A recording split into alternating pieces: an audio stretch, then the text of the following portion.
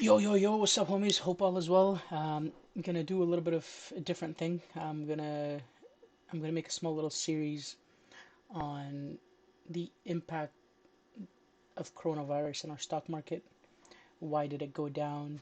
And it's not necessarily some hindsight uh, furu guru stuff. It's more like getting an understanding. If you know where things are gonna, we have to understand why things happen for us to have a bit more gauge on what happened. And I was luckily fortunate enough I was short the market on February something, and I think I had a few calls in UVXY long, and I think I made like 4,000% or something, but it was a small amount. So it's a little bit of luck, a little bit of preparation, a little bit of uh, guesstimation and things like that. But more important of all, the there was a deviation between what average person thought how much impact it would have versus how much impact the coronavirus actually had and why I had that. So that's what the video is going to be about. I have it a bit structured. If you like stuff like this, give it a thumbs up, subscribe, and share. Most important of all, share it with somebody that you think would benefit from this. And keep in mind, I'm just a newbie trader, but like don't take this as a financial advice. It's just my thought process. I'm spilling it out. Okay, so let's get into it. In this video specifically, I'm gonna I was making some notes and trying to be a bit more structured. The it three key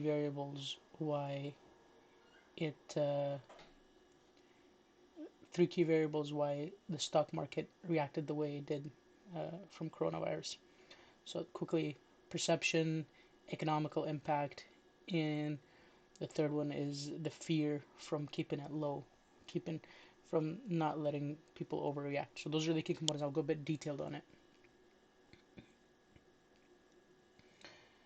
So the first one was the perception. So everybody knew that this is a, or felt this is a temporary thing, and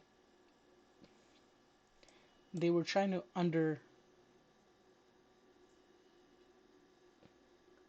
they were trying to send it. Sorry, I just got a text. They were they were trying to. The United States was basically undermining, saying that the coronavirus is not a big deal. Uh, just don't worry about it. Don't stress it. And in that perception that there's nothing wrong with it, keeping it under the radar and not taking it seriously kind of made it worse.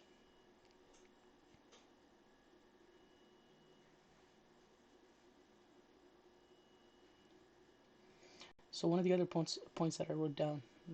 This is going to be a really bad video, just adds up. Well, but we'll see how it goes.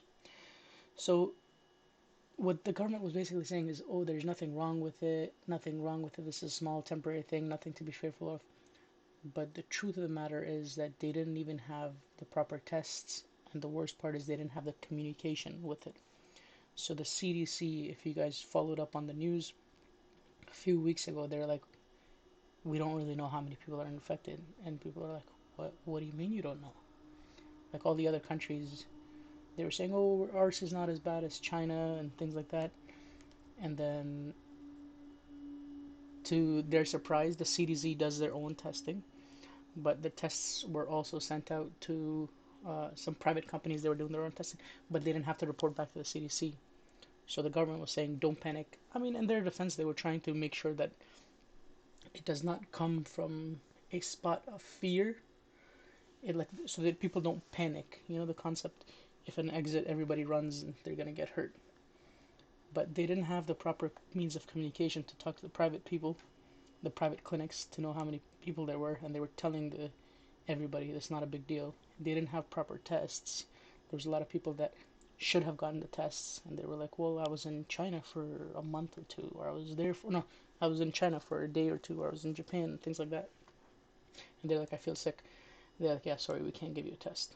So there was lack of tests. This was, I'm talking a few weeks ago. So this is where it happened. And the other aspect is uh, the quarantine and the lack of demand and the effect of supply was overlooked. So this is the second point, the economical aspect. Yes, the flu, this coronavirus, COVID-19, COVID-19, it is a temporary thing, but the economical impact is not a temporary thing. So the the fact that people will not have a job for um, like people won't go to work for 2 weeks, 3 weeks. People, there's going to be lack of circulation of money. There's going to be a lack of demand. It's just going to have a negative snowball effect, and we will really see that in the upcoming unemployment rate Q1, Q2. One of the other factors that I was gonna make a different video about is the perception of the mindset. When we were up here, everybody was just buy the dip, and it works, and it worked every time in the past, right? So everybody has that perception that every dip we're gonna buy and just we're gonna make money. Dip, buy, make money. Dip, buy, make money. So that's when they get caught. A lot of companies, a lot of funds. If you were watching the tape, there was liquidity issue, and it's just everybody was leveraged up because they all want to make money. You know, it's the amazing index. You just buy every single dip, and it keeps going higher. 10 years, and then you had companies that weren't making a lot of profit, but they were trading way above. And then everybody, a large portion of people were just buying indexes without really knowing because indexes always outperformed. So there was a shift. It was an impact of that. It's like everybody was buying the dip and it was leveraged. And I will make another video that will go over why I was short earlier. Technically, I think I made 3,000% or something. I don't know. I'll look into the details, but could have made much more. I think up to this point, I was probably the UVXY call was probably like 20,000% or something. Unfortunately, I didn't have a lot of money into it, but it was a bit. I was a bit tiny bit proud of myself. I'm very harsh on myself as a proud. So I'll make another video on that. Just a last quick point is the the fear, as I was saying. Yeah, and then one of the other things I guess we could quickly talk about was basically lid buyers were getting hurt, and then the worst of all is they decreased the interest rate up here, and then it bounced, and that wasn't a good sign. Or I think it must have been somewhere here, and the market didn't like that. I think it must have been here or here, and they did that again. Uh,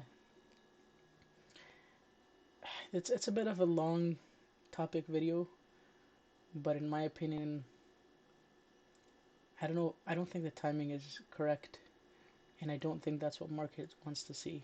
Market doesn't want to see if there's a fear and lack of circulation. It does not want to see that hey, um, you can provide liquidity or the interest rates are low. You could get more leverage. Like yeah, you can give people more access to capital and leverage, but what benefit is that going to do when there's